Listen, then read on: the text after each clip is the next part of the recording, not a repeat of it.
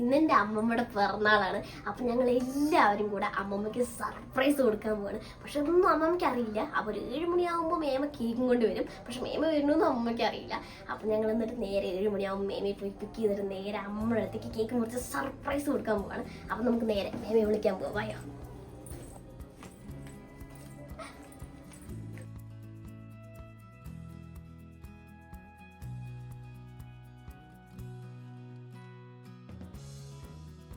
Guys, അങ്ങനെ ഞങ്ങൾ അമ്മമ്മയുടെ അവിടെ എത്തി. അപ്പൊ അമ്മമ്മയെ വെളിയിലൊന്നും കാണാനില്ല. അപ്പൊ നമുക്ക് നേരെ ഉള്ളിലേക്ക് പോവാം.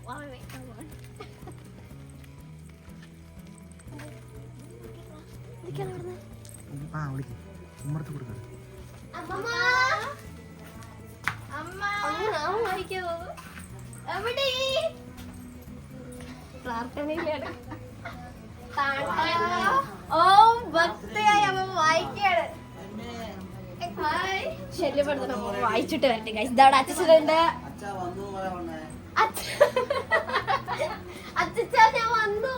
അച്ഛാ ഞാൻ വന്നു. എന്തൊക്കെയുണ്ട് അച്ഛാ വിശേഷം?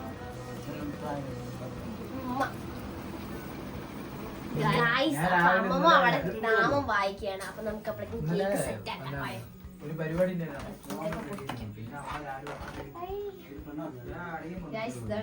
ഹാപ്പി ബർത്ത്ഡേ അമ്മ എഴുതിയില്ല. അമ്മമ്മ എഴുതിയില്ല. ഇങ്ങനെ ഇപ്പൊ തന്നെ പുറത്തോർക്കട്ടെ.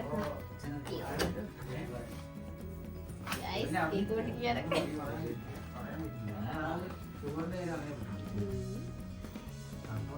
കേക്ക് എടുത്തു.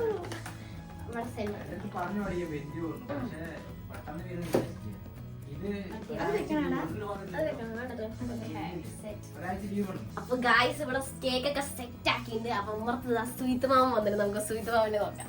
ഗായ്സ് ഇതാണ് ഞങ്ങൾ സുയിത്ത് മാമൻ. നോക്കട്ടെ.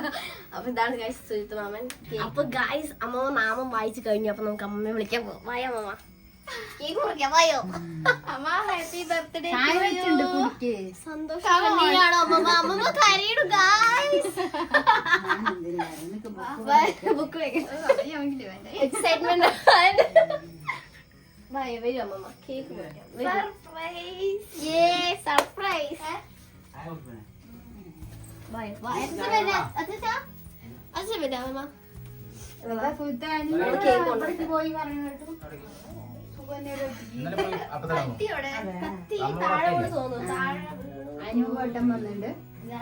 പെട്ടെന്നായിരുന്നു. ഒരാഴ്ച ലീവിൽ വെറുതെ വന്നാണ്. ആരും ഉറങ്ങിയിട്ടില്ല. 3 മണിക്ക് വന്നു. എന്നിട്ട് അവിടെ ഇരുന്നു 3 മണി. എന്നിട്ട് രാവിലെ അവര് തുറക്കുമ്പോ റൂമത്തേക്കും. എന്റെ അടുത്ത് പറഞ്ഞു. പക്ഷെ അത് പെട്ടെന്നാവും വിചാരിച്ചില്ല. ഹാപ്പി ബർത്ത്ഡേ ടു യു അമ്മമ്മ. Happy birthday to you. Happy birthday വിനിമ.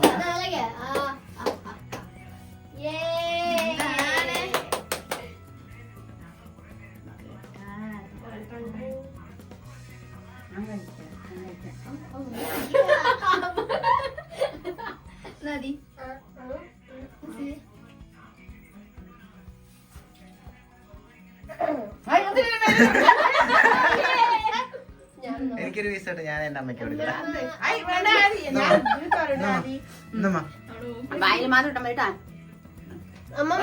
ഒരു ദിവസം ബർത്ത്ഡേക്ക് മാത്രം എന്നെ മോക്ക് ഞാൻ തേക്കുമണേ. എന്റെ ഡാഡി